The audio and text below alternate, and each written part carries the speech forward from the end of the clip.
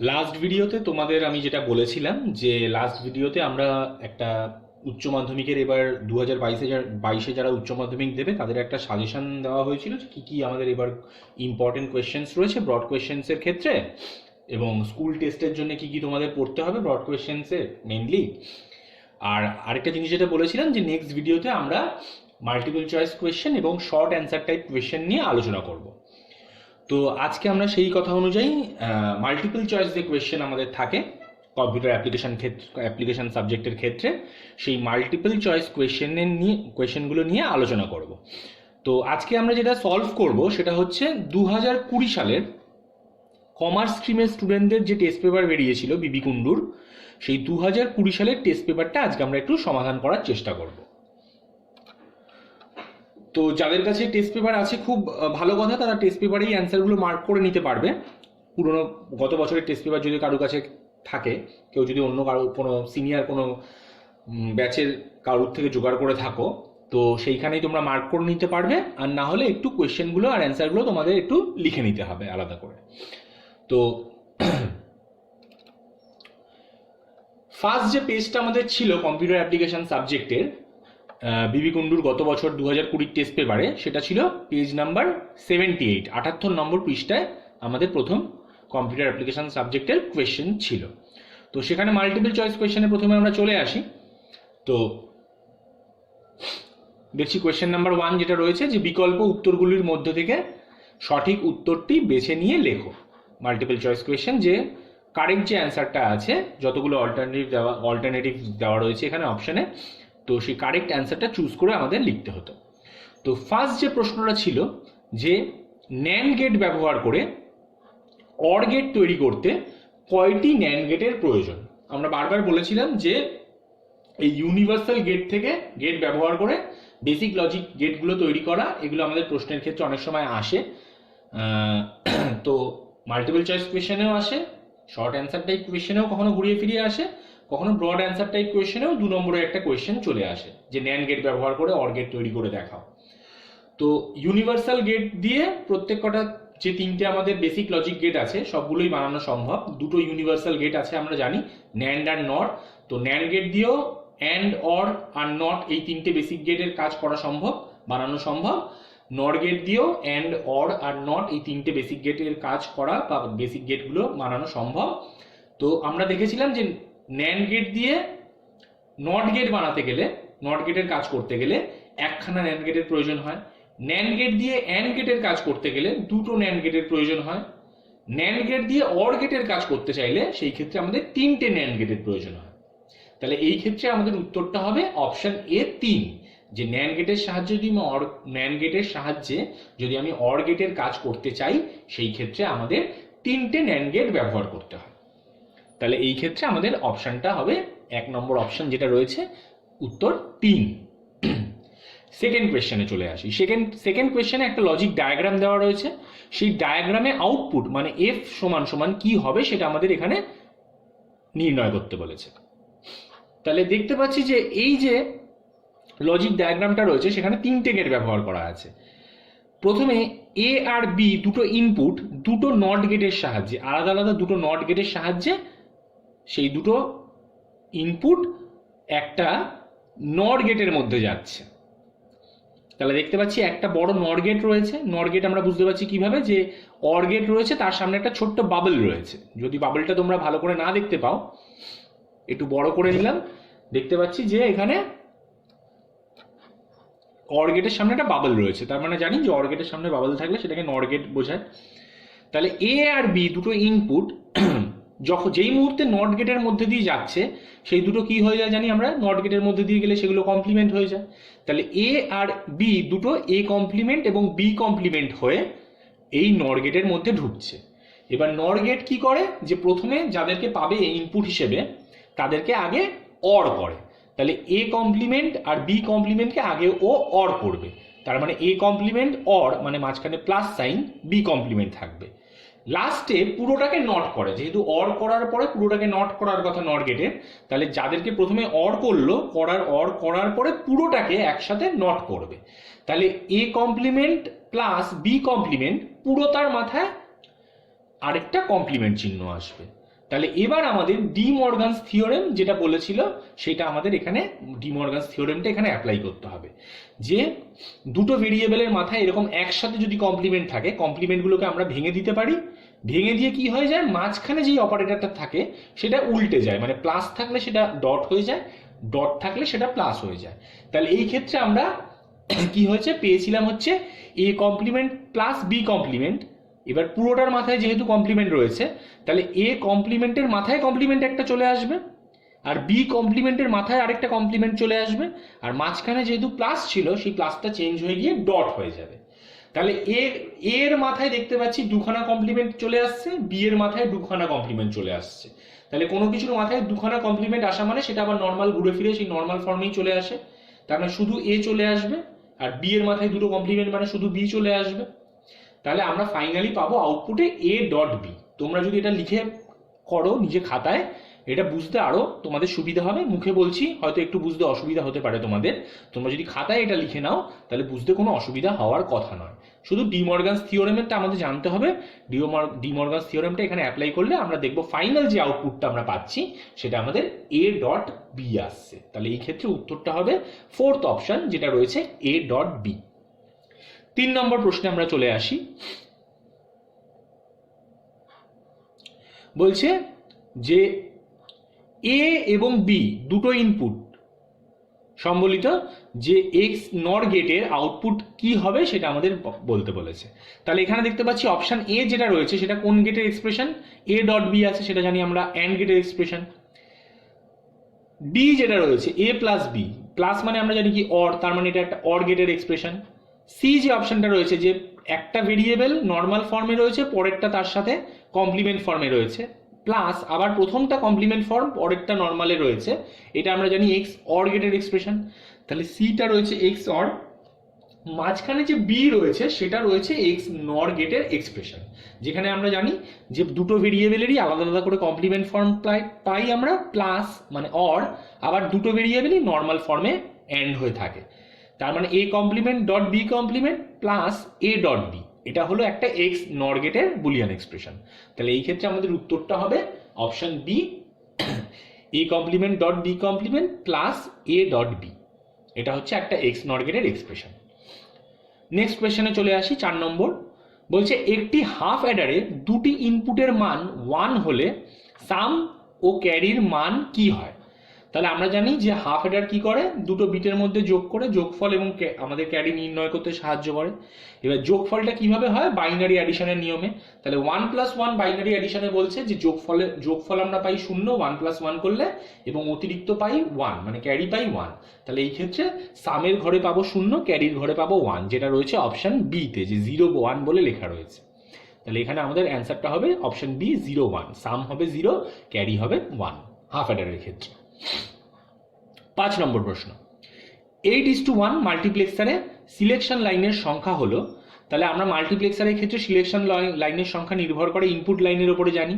তাহলে এখানে ইনপুট রয়েছে 8 মানে 2 টু দি পাওয়ার 3, তাহলে 2 এর মাথায় পাওয়ারে যে থাকে সেটাই আমাদের সিলেকশন লাইনের সংখ্যা হয়। তাহলে এখানে 8 মানে 2 টু দি পাওয়ার 3, তাহলে মাথায় যেহেতু 2 এর পাওয়ারে রয়েছে 3, তাহলে সিলেকশন লাইনের সংখ্যা হবে হচ্ছে 3, মানে যেটা এখানে রয়েছে অপশন বি তে। তাহলে এটা উত্তর হচ্ছে 3 অপশন বি। 6 নম্বর, কোন ধরনের ট্রান্সমিশনে স্টার্ট বিট ও স্টপ বিট ব্যবহৃত হয়। তাহলে আমরা জানি ট্রান্সমিশন দুই ধরনের হয় মেইনলি, একটা হচ্ছে প্যারালাল ট্রান্সমিশন মানে সমান্তরাল পরিবহন, আরেকটা হচ্ছে সিরিয়াল ট্রান্সমিশন যেটাকে আমরা বলি ধারাবাহিক পরিবহন। তাহলে সিরিয়াল ট্রান্সমিশনের ক্ষেত্রে, ধারাবাহিক পরিবহনের ক্ষেত্রে আবার আমরা আরো দু ধরনের ট্রান্সমিশন পাই, একটা অ্যাসিনক্রোনাস ট্রান্সমিশন বা পৃথক পরিবহন, আরেকটা হচ্ছে সিনক্রোনাস ট্রান্সমিশন বা যুগপৎ পরিবহন। তাহলে স্টার্ট ও স্টপ বিটের প্রয়োজন আমরা জানি যে পৃথক পরিবহন বা অ্যাসিনক্রোনাস ট্রান্সমিশনের ক্ষেত্রে প্রয়োজন হয়। তাহলে এখানে উত্তরটা হবে আমাদের অ্যাসিনক্রোনাস, স্টার্ট এবং স্টপ বিটের প্রয়োজন আমরা অ্যাসিনক্রোনাস ট্রান্সমিশনের ক্ষেত্রে আমাদের হয়। আচ্ছা, 7 নম্বর প্রশ্ন, কোন টোপোলজির ক্ষেত্রে পয়েন্ট টু পয়েন্ট কানেকশন ব্যবহৃত হয়। তাহলে টোপোলজি আমরা জানি নেটওয়ার্ক টোপোলজি বিভিন্ন ধরনের হয়। তাহলে এখানে দেখো মার্ক করা আছে হচ্ছে অপশন বিটা, কিন্তু এটা কিন্তু সঠিক উত্তর নয়। সঠিক উত্তরটা তোমাদের আমি আলোচনার মাধ্যমে বলে দিচ্ছি। নেটওয়ার্ক টোপোলজিতে মেনলি দু ধরনের কানেকশন হয়, একটাকে আমরা বলি পয়েন্ট টু পয়েন্ট কানেকশন, আরেকটাকে বলি আমরা multi point connection. Multi point কানেকশনের উদাহরণ হলো বাস টোপোলজি। বাস টোপোলজিটা হলো মাল্টি পয়েন্ট কানেকশনের উদাহরণ। আর বাকি যে স্টার হোক, মেশ হোক, রিং হোক, ট্রি হোক, এই সমস্তগুলো হচ্ছে পয়েন্ট টু পয়েন্ট কানেকশনের উদাহরণ। তাহলে এই ক্ষেত্রে অপশনটা হবে অপশন ডি, যে এদের সবগুলোই। স্টার টোপোলজিটাও একটা পয়েন্ট টু পয়েন্ট কানেকশনের উদাহরণ, রিং টোপোলজিটাও একটা পয়েন্ট টু পয়েন্ট কানেকশনের উদাহরণ, ট্রি টোপোলজিটাও একটা পয়েন্ট টু পয়েন্ট কানেকশনের উদাহরণ। শুধুমাত্র যদি আমাদের বলে যে মাল্টি পয়েন্ট কানেকশন, সেই ক্ষেত্রে আমাদের অ্যান্সার হবে হচ্ছে বাস টোপোলজি। বাদ বাকি পয়েন্ট টু পয়েন্ট মানে একটা পয়েন্টের সাথে আরেকটা পয়েন্ট নোডগুলোর মধ্যে কানেকশনটা হয়, তো সেইটা হচ্ছে যে কম্পিউটারের মধ্যে হতে পারে, হাবের মধ্যে কানেকশন হতে পারে। তাহলে এখানে এই স্টার, রিং, ট্রি এই সমস্তগুলোই হচ্ছে পয়েন্ট টু পয়েন্ট কানেকশনের উদাহরণ।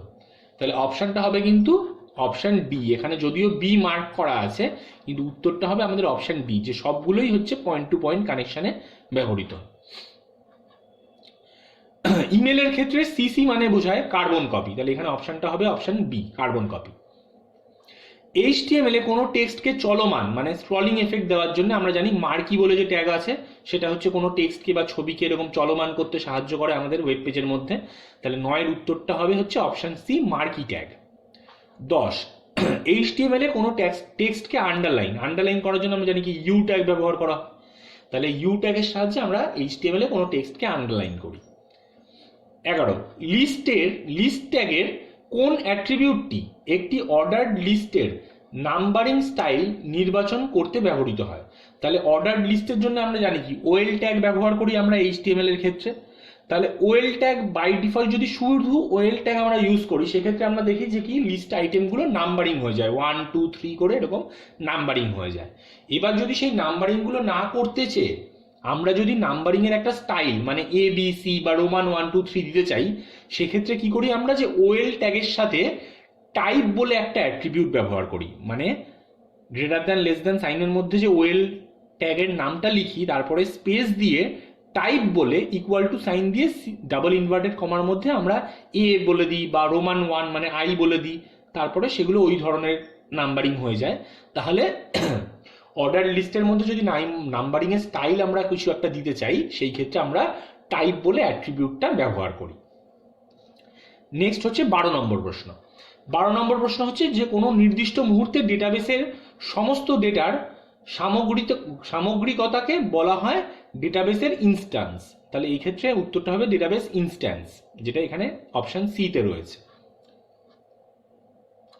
নেক্সট, ডিবিএমএস এর কোনো এন্টিটির বৈশিষ্ট্যকে আমরা অ্যাট্রিবিউট বলি। ডিবিএমএস এর ক্ষেত্রে কোনো এন্টিটির বৈশিষ্ট্যকে আমরা অ্যাট্রিবিউট বলে থাকি। ইয়ার ডায়াগ্রামের ক্ষেত্রে আমরা যখন ওই ডেটাবেস মডেলগুলো পড়ি, সেখানে আমাদের এই ইয়ার ডায়াগ্রাম রয়েছে, ইয়ার ডায়াগ্রাম শিখতে হয়। তো ইয়ার ডায়াগ্রামের ক্ষেত্রে এন্টিটিকে কোন চিহ্নের সাহায্যে উপস্থাপন করা হয়? ইয়ার ডায়াগ্রামের ক্ষেত্রে এন্টিটি রিলেশনশিপ প্রত্যেক করার জন্য যে কি কি সিম্বল আছে, কি কি শেপ ব্যবহার করা হয়, আমাদের আলাদা আলাদা করে পড়তে হয় বলেছিলাম।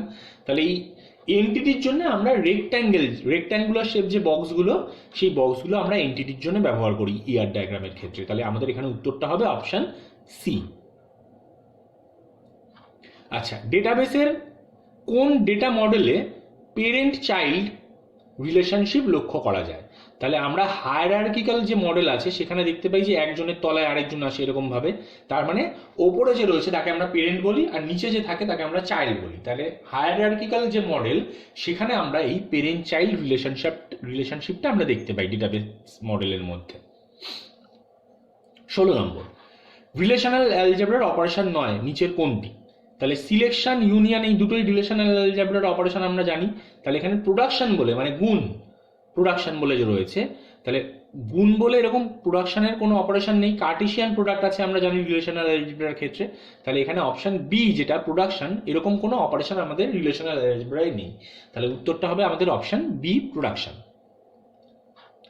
17 নম্বর প্রশ্ন, নিম্নলিখিত কোনটি ডিএমএল স্টেটমেন্ট নয়? তাহলে এখানে যতগুলো রয়েছে সেইগুলো সমস্তগুলোই হচ্ছে দেখতে পাচ্ছি যে DML statement, delete, update, insert, এই সমস্তগুলোই হচ্ছে ডিএমএল স্টেটমেন্ট।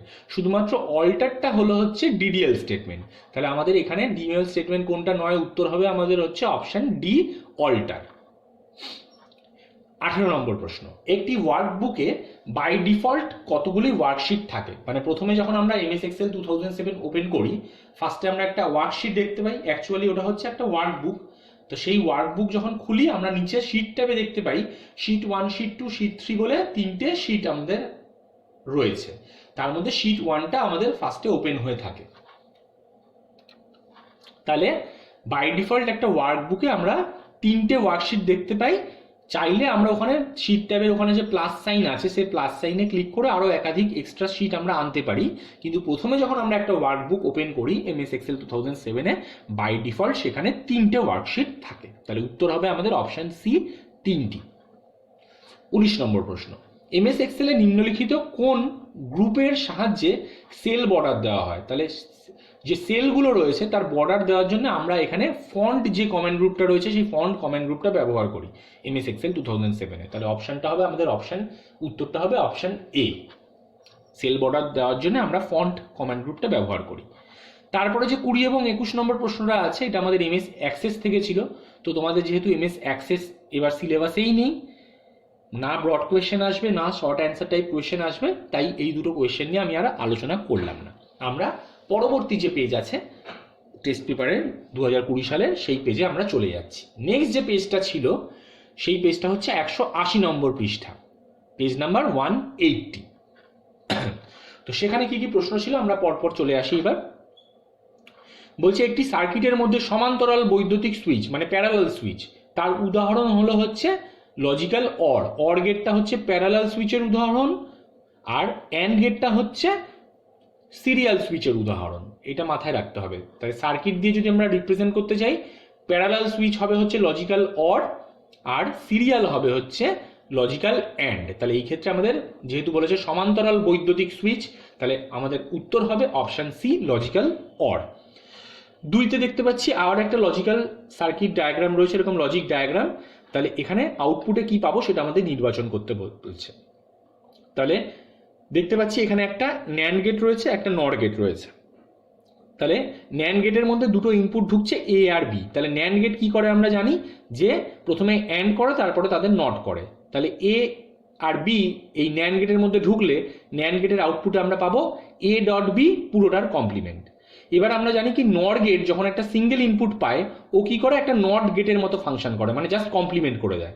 তাহলে এই নর গেটের কাছে যেহেতু আসছে হচ্ছে এ ডট বি পুরোটার কমপ্লিমেন্ট, ও এই এ ডট বি পুরোটার কমপ্লিমেন্টকে আরেকবার কমপ্লিমেন্ট করে দেবে। তার মানে এর আউটপুটে আমরা পাবো এ ডট বি তার কমপ্লিমেন্ট, তার মাথায় আবার একটা কমপ্লিমেন্ট। তাহলে কোনো কিছু দুবার কমপ্লিমেন্ট করলে আমরা জানি কি সেইটাই ঘুরে ফিরে চলে আসে। তাহলে এ ডট বি কমপ্লিমেন্ট তার মাথায় কমপ্লিমেন্ট, মানে ঘুরে ফিরে আমরা এ ডট বি পাবো। তার মানে এখানে আমাদের উত্তরটা হবে অপশন এ ডট বি। তোমরা একটু খাতায় লিখে লিখে করবে, তাহলে এই জিনিসগুলো একটু তোমাদের বুঝতে সুবিধা হবে। মুখে বলছি বলে হয়তো তোমাদের একটু অসুবিধা হতে পারে। তোমরা যদি খাতায় লিখে জিনিসগুলো করো, কোন গেটের আউটপুট কি হয় তোমরা জানো, তাহলে সেটা যদি খাতায় লিখে ভেঙে ভেঙে করো সেই ক্ষেত্রে বুঝতে কোনো অসুবিধা হওয়ার কথা নয়। আচ্ছা, নেক্সট কোয়েশ্চেনে চলে আসি আমরা। 3 নম্বর বলছে একটি 2 ইনপুট এক্স অর গেটের একটি ইনপুট এক্স ভেরিয়েবল গেটটির অপর ইনপুটে কোন ভ্যালু সেট করলে আউটপুট সর্বদা এক্স কমপ্লিমেন্ট হবে। তাহলে একটু দেখো এখানে দুটো মার্ক করা, একটা মার্ক করে সেটা কেটে দিয়ে পরে আরেকটা মার্ক করা হয়েছে। তোমাদের হয়তো দেখে উত্তরটা দেখে কনফিউশন হতে পারে। তোমরা কিছুই না, যখন এরকম ধরনের প্রশ্ন আসবে যেই গেটটা নিয়ে কথা হচ্ছে সবার আগে সেই গেটটা ট্রুথ টেবিল এঁকে ফেলবে। ট্রুথ টেবিল যেই মুহূর্তে এঁকে ফেলবে আর কোনো কিছু কনফিউশন তোমাদের মাথায় আসার কথা না, সেই ক্ষেত্রে হওয়ার কথা না। তাহলে এই ক্ষেত্রে আমরা কি করব যে সবার প্রথমে এক্স অর গেটের ট্রুথ টেবিল এঁকে ফেলব। তাহলে এক্স অর গেটের ক্ষেত্রে আমরা জানতাম কি এক্স অর গেটে বলা হয়েছিল সংজ্ঞায় যে যখন বিজোড় সংখ্যক ইনপুট 1 থাকবে শুধুমাত্র সেই ক্ষেত্রেই এক্স অর গেট বা এক্সক্লুসিভ অর গেট আউটপুটে 1 দেবে, বাদ বাকি সমস্ত ক্ষেত্রে আউটপুটে 0 দেবে। তার মানে এ আর বি যদি দুটো ইনপুট আমরা ধরে নিই এই এক্স অর গেটের ক্ষেত্রে, তাহলে এ আর বি ট্রুথ টেবিলে যখন এ আর বি দুটোরই মান 0 0, আউটপুটে আমরা 0 পাবো। যখন এ এর মান 0, বি এর মান 1, তখন আউটপুটে 1 পাবো। এ এর মান যখন 1, বি এর মান 0, তখন আউটপুটে 1 পাবো। আর যখন এ এবং বি দুটোরই মান 1, তখন আউটপুটে 0 পাবো। মানে যেই ক্ষেত্রে দেখতে পাচ্ছি যে বিজোড় সংখ্যক 1 ইনপুটে 1 রয়েছে, সেই ক্ষেত্রে আমরা আউটপুটে 1 পাচ্ছি। তাহলে এবার যেটা আমাদের লক্ষ্য করতে হবে, যে বলছে একটা ইনপুট ভেরিয়েবল যদি এক্স সেট করা হয়, আউটপুটে তার কমপ্লিমেন্ট পাবো। তার মানে যে কোনো একটাকে আমাদের ধরে নিতে হবে। তাহলে আমরা ধরো দেখছি যে এটা কখন কখন আউটপুটে এর কমপ্লিমেন্ট পাচ্ছি। তাহলে দেখো 2 নম্বর কম্বিনেশন এবং চতুর্থ কম্বিনেশনটা যদি আমরা লক্ষ্য করি, তাহলে 2 নম্বর ক্ষেত্রে 2 নম্বর কম্বিনেশনটার ক্ষেত্রে দেখতে পাচ্ছি যে এর ভ্যালু যেখানে 0 ছিল, আউটপুটে আমরা 1 পাচ্ছি, মানে এর কমপ্লিমেন্ট পাচ্ছি। আবার লাস্ট চতুর্থ ক্ষেত্রে সেখানেও দেখতে পাচ্ছি যে এর ভ্যালু 1 ছিল, আউটপুটে গিয়ে আমরা 0 পাচ্ছি, মানে এর কমপ্লিমেন্ট পাচ্ছি। তাহলে এক্সটাকে আমাদের আউটপুটে এক্স কমপ্লিমেন্ট পাচ্ছি যদি এর ভ্যালুগুলোকে আমি এক্স ধরে নিই, 0 বা 1 যাই থাকুক, যদি আমি সেটাকে এক্স ধরে নিই, তাহলে এ কে 0 কে কমপ্লিমেন্ট করে দিচ্ছে, 1 পাচ্ছি আমরা আউটপুটে দ্বিতীয় কম্বিনেশনটার ক্ষেত্রে। চতুর্থ কম্বিনেশনটার ক্ষেত্রে দেখতে পাচ্ছি যে এ এর ভ্যালু 1 ছিল, সেটা আউটপুটে গিয়ে 0 হয়ে যাচ্ছে, মানে এ এর কমপ্লিমেন্ট হয়ে যাচ্ছে। তাহলে এই যখন এই জিনিসগুলো হচ্ছে, যে এটা কমপ্লিমেন্ট হয়ে যাচ্ছে আউটপুটে গিয়ে, সেই ক্ষেত্রে বি এর ভ্যালুটা কি থাকছে? দেখো বি এর ভ্যালুটা দুটো ক্ষেত্রেই, মানে সেকেন্ড কম্বিনেশন এবং ফোর্থ কম্বিনেশনটার ক্ষেত্রে দুটো ক্ষেত্রেই বি এর ভ্যালুটা 1 থাকছে। মানে সেকেন্ড ভেরিয়েবলটা যখন তার ভ্যালু 1 থাকে, সেই ক্ষেত্রে প্রথম ভেরিয়েবলটা আউটপুটে কমপ্লিমেন্ট হয়ে গিয়ে বসে যায়। মানে এক্স থাকলে সেগুলো এক্স কমপ্লিমেন্ট হয়ে গিয়ে আউটপুটে বসে। তাহলে আমাদের এই ক্ষেত্রে উত্তর হবে 1, মানে সেকেন্ড ভেরিয়েবলটা যখন তার ভ্যালু 1 থাকবে, সেই ক্ষেত্রে ফার্স্ট ভেরিয়েবলটা সবসময় কমপ্লিমেন্ট হয়ে গিয়ে আউটপুটে বসে যায়। তাহলে আমাদের উত্তরটা হবে অপশন বি, 1, মানে সেকেন্ড ভেরিয়েবলটার ভ্যালু 1 সেট করলে তবেই আমরা আউটপুটে গিয়ে ফার্স্ট ভেরিয়েবলটার কমপ্লিমেন্ট পাই। এটা হলো আমাদের 3 নম্বর প্রশ্ন। নেক্সট 4 নম্বর প্রশ্ন বলছে, একটি ডিমাল্টিপ্লেক্সারে এম কন্ট্রোল বিট সর্বোচ্চ কতগুলি আউটপুট লাইন নির্বাচন করতে ব্যবহার করা যেতে পারে? তাহলে আমরা দেখেছি যে কি কি আমরা ডিমাল্টিপ্লেক্সারের ক্ষেত্রে দেখেছি 1:4 ডিমাল্টিপ্লেক্সার হয়, 1:8 ডিমাল্টিপ্লেক্সার হয়। তাহলে মানে একটা ইনপুটকে কতগুলো আউটপুট লাইনের মধ্যে পাঠাতে পারি। তাহলে 1:4 মানে বোঝায় যে একটা ইনপুটকে আমরা 4টে, 1:4 ওই জন্যই নামটা হয়েছে, যে একটা ইনপুটকে আমরা 4টে আউটপুট লাইনের মধ্যে যে কোনো একটা দিয়ে পাঠিয়ে দিতে পারি। যখন 1:8 ডিমাল্টিপ্লেক্সার, সেই ক্ষেত্রে কি হয়, যে একটা ইনপুটকে আমরা যে কোনো 8টা আউটপুট লাইনের মধ্যে যে কোনো একটা দিয়ে আমরা পাঠিয়ে দিতে পারি। তাহলে এই যে কোনটার মধ্যে দিয়ে পাঠাবো, সেটা হচ্ছে ডিপেন্ড করে হচ্ছে এই কন্ট্রোল বিটের উপরে। তাহলে এই কন্ট্রোল বিটটা কি হয়, 1:4 এর ক্ষেত্রে দেখতে পাই আমরা কন্ট্রোল বিটটা 2 থাকে, 1:8 এর ক্ষেত্রে কন্ট্রোল বিটটা থাকে হচ্ছে, কন্ট্রোল যে বিট সেটা থাকে 3।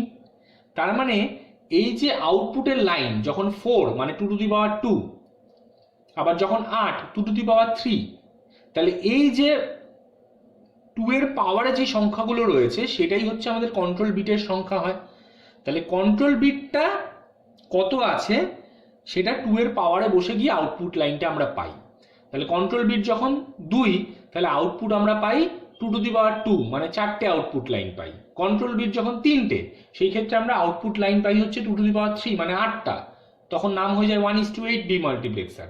তাহলে এখানে আমাদের কন্ট্রোল বিট যদি m সংখ্যক থাকে, সেই ক্ষেত্রে আউটপুট লাইনের সংখ্যা হয়ে যাবে 2m। তাহলে উত্তরটা হবে আমাদের অপশন ডি, 2m। 5 নম্বর প্রশ্ন, মাল্টিপ্লেক্সার তৈরি করতে, মাল্টিপ্লেক্সারের সার্কিট ডায়াগ্রাম মানে সার্কিট বানাতে গেলে নিচের কোন গেটগুলি প্রয়োজন? আমরা দেখেছি মাল্টিপ্লেক্সার বানাতে গেলে আমাদের অ্যান্ড অর নট 3টে গেটেরই প্রয়োজন হয়। তাহলে আমাদের উত্তরটা হবে যে সবকটি।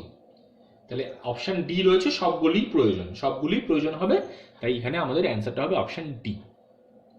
6 নম্বর প্রশ্ন, নিচের কোন মিডিয়ার মধ্য দিয়ে ডেটা আলোক সংকেতের রূপে স্থানান্তরিত হয়? তাহলে ফাইবার অপটিকের ক্ষেত্রে আমরা দেখতে পাই যে ডেটাগুলো আলোক সংকেতের রূপে যাতায়াত করে, এক জায়গা থেকে আরেক জায়গায় যায়। তাহলে উত্তরটা হবে আমাদের ফাইবার অপটিক কেবল। 7 নম্বর প্রশ্ন, নিচের কোন ডিভাইসটি অ্যানালগ সিগন্যালকে ডিজিটাল এবং ডিজিটাল সিগন্যালকে অ্যানালগ সিগন্যালে পরিবর্তন করে? তাহলে উত্তর হবে আমাদের হচ্ছে মোডেম, মডিউলেটর, ডিমডিউলেটর। সেইটাই একমাত্র দেখেছি আমরা যে অ্যানালগ সিগন্যালকে ডিজিটালে এবং ডিজিটাল সিগন্যালকে অ্যানালগ সিগন্যালে রূপান্তরিত বা পরিবর্তন করে। তাহলে উত্তরটা হবে আমাদের অপশন সি, মডিউলেটর, ডিমডিউলেটর বা মোডেম, যাকে শর্টে আমরা বলি। যে প্রোটোকল ব্যবহার করে মেল বক্স থেকে ইমেল ডাউনলোড করা হয়, পিওপি প্রোটোকল যেটা রয়েছে POP3, সেটার সাহায্যে আমরা এই মেল বক্স থেকে ইমেলগুলো ডাউনলোড করি। তাহলে উত্তরটা হবে আমাদের অপশন বি, POP3। 9 নম্বর, HTML এর টেবিল ট্যাগের কোন অ্যাট্রিবিউটটি একটি টেবিলে দুটি সন্নিহিত সেলের মধ্যে স্পেস দিতে ব্যবহৃত হয়? তাহলে সেলের মধ্যে স্পেস দিতে আমাদের ব্যবহৃত হয় সেল স্পেসিং বলে যে অ্যাট্রিবিউট রয়েছে সেইটা। তাহলে উত্তর হবে আমাদের option A, sell spacing. 10 number, HTML এ কোনো টেক্সটের ফন্ট স্টাইল পরিবর্তন করার জন্য নিচের কোন অ্যাট্রিবিউটটি ব্যবহার করা হয়? তাহলে ফন্টের স্টাইল দেওয়ার জন্য আমরা দেখেছি ফন্ট ফেস বলে একটা অ্যাট্রিবিউট আমরা ব্যবহার করি। তাহলে উত্তর হবে ফেস। ফেসের মধ্যে আমরা ইকুয়াল টু সাইন দিয়ে ডবল ইনভার্টেড কমার মধ্যে এরিয়াল লিখি বা টাইমস নিউ রোমান লিখি বা ক্যালিব্রি লিখি, যে স্টাইলটা আমরা দিতে চাই সেটা আমরা ফেস বলে অ্যাট্রিবিউটটার মধ্যে মেনশন করে দিই। ফন্ট ট্যাগের মধ্যে ফেস বলে অ্যাট্রিবিউটটা ব্যবহার করে তার মধ্যে আমরা কোনো একটা স্টাইল মেনশন করে দিই, সেই স্টাইলটা আমাদের টেক্সটের উপরে চলে আসে এফেক্ট। নেক্সট প্রশ্ন 11 নম্বর, HTML এ কয় প্রকার হেডিং ট্যাগ? আমরা জানি HTML এ H1 থেকে H6 এই 6 ধরনের হেডিং ট্যাগ আমরা ব্যবহার করি। তাহলে উত্তর হবে আমাদের অপশন বি, 6। H1 থেকে H6 অবধি এই 6খানা হেডিং ট্যাগ আমাদের HTML এর ক্ষেত্রে ব্যবহার করতে পারি আমরা। 12 নম্বর প্রশ্ন, নিচের কোনটি একটি DBMS সফটওয়্যার নয়? ডিবেস, ওরাকেল, MS অ্যাক্সেস এই সমস্তগুলোই হচ্ছে ডেটাবেস ম্যানেজমেন্ট সিস্টেম সফটওয়্যারের উদাহরণ। একমাত্র ভিজুয়াল বেসিকটাই ডেটাবেস ম্যানেজমেন্ট সিস্টেম সফটওয়্যারের উদাহরণ নয়। ডেটাকে আমরা র ফ্যাক্ট বলে জানি। তাহলে এখানে বলছে র ফ্যাক্টস অ্যান্ড ফিগার্সকে কি বলা হয়? উত্তরটা হবে আমাদের ডেটা। প্রসেস ডেটাকে আমরা বলি ইনফরমেশন। তাহলে এখানে র ফ্যাক্টস অ্যান্ড ফিগার্স বলা হয়েছে, তাহলে উত্তরটা হবে আমাদের option A, data. 14 number, data integrity বলতে কি বোঝায়? ডেটা ইন্টিগ্রিটি বলতে আমরা ডেটাবেস ম্যানেজমেন্ট সিস্টেমের মধ্যে বুঝি ডেটার অ্যাকিউরেসি, টেবিলের মধ্যে ডেটাটা কত অ্যাকিউরেট থাকছে, অ্যাকিউরেটভাবে ডেটাগুলো রয়েছে। তাহলে এখানে ডেটা ইন্টিগ্রিটি বলতে আমরা ডেটা অ্যাকিউরেসি বুঝি। নিম্নলিখিত, পরের প্রশ্ন, নিম্নলিখিত কোনটি একটি রিলেশনে একটি টাপেলকে স্বতন্ত্রভাবে শনাক্ত করতে ব্যবহার করা যাবে না? একটি টাপেলকে স্বতন্ত্রভাবে ব্যবহার করতে প্রাইমারি কি তো অবশ্যই আমাদের ইউজ করতে পারি আমরা। ফরেন কিটাও একটা টেবিলের প্রাইমারি কি অন্য কিতে অন্য টেবিলে ইউজ হলে সেটা ফরেন কি হয়ে যায় আমরা জানি, ফরেন কি হিসেবে ব্যবহৃত হয়। তাহলে প্রাইমারি কি আর ফরেন কি এই দুটোই কিন্তু স্বতন্ত্রভাবে শনাক্ত করতে আমাদের সাহায্য করে টাপেলকে। এখানে যেটা আমরা স্বতন্ত্রভাবে শনাক্ত করতে সাহায্য করবে না সেটা হলো আমাদের এই ক্যান্ডিডেট কিটা। তাহলে উত্তরটা হবে আমাদের অপশন বি, ক্যান্ডিডেট কি। নিচের কোনটি, পরের প্রশ্ন, নিচের কোনটি ডিসিএল স্টেটমেন্ট? তাহলে ডিসিএল স্টেটমেন্ট আমরা জানি দুটো উদাহরণ আমরা পড়েছিলাম, গ্র্যান্ট আর রিভোক। তাহলে এখানে দেখতে পাচ্ছি গ্র্যান্টটা অপশন ডি তে রয়েছে। তাহলে এই গ্র্যান্ট হলো হচ্ছে নিচে এই ডিসিএল স্টেটমেন্টের উদাহরণ। তাহলে অপশনটা, উত্তরটা হবে অপশন ডি, গ্র্যান্ট। আরও একটা ডিসিএল স্টেটমেন্ট যেটা আমরা জানি সেটা হচ্ছে রিভোক। পরের প্রশ্ন, ডেটাবেস টেবিলের প্রতিটি রোকে বলা হয় টাপল। উত্তর হবে আমাদের অপশন বি, টাপল। 18 নম্বর প্রশ্ন এক্সেল থেকে, এমএস এক্সেলের কোনো ডেটা রেঞ্জে কোনো নির্দিষ্ট ডেটা কতবার আছে, একটা পার্টিকুলার ডেটা কতবার আছে তা নির্ণয় করার জন্য আমরা যেই ফাংশনটা ব্যবহার করি সেটা হলো কাউন্ট ইফ। একটা পার্টিকুলার ডেটা কতবার একটা রেঞ্জের মধ্যে রয়েছে, একটা ডেটা রেঞ্জের মধ্যে রয়েছে সেটা আমাদের পেতে সাহায্য করে হচ্ছে কাউন্টিভ বলে ফাংশনটি। তাহলে উত্তর হবে অপশন বি। আচ্ছা, 19 নম্বর, নিচের কোন সিনট্যাক্সটি সঠিক? মানে এখানে আমাদের একটা ডেটা রেঞ্জের মধ্যে যা যা সেলের মধ্যে সংখ্যাগুলো রয়েছে, ভ্যালুগুলো রয়েছে, তাদেরকে যোগফল নির্ণয় করতে আমাদের বলা হচ্ছে। তাহলে কোন একটা রেঞ্জের মধ্যে সাম করতে গেলে আমরা জানি কি ইকুয়াল টু সাইন দিয়ে সাম ফাংশনটা লিখে ব্র্যাকেটের মধ্যে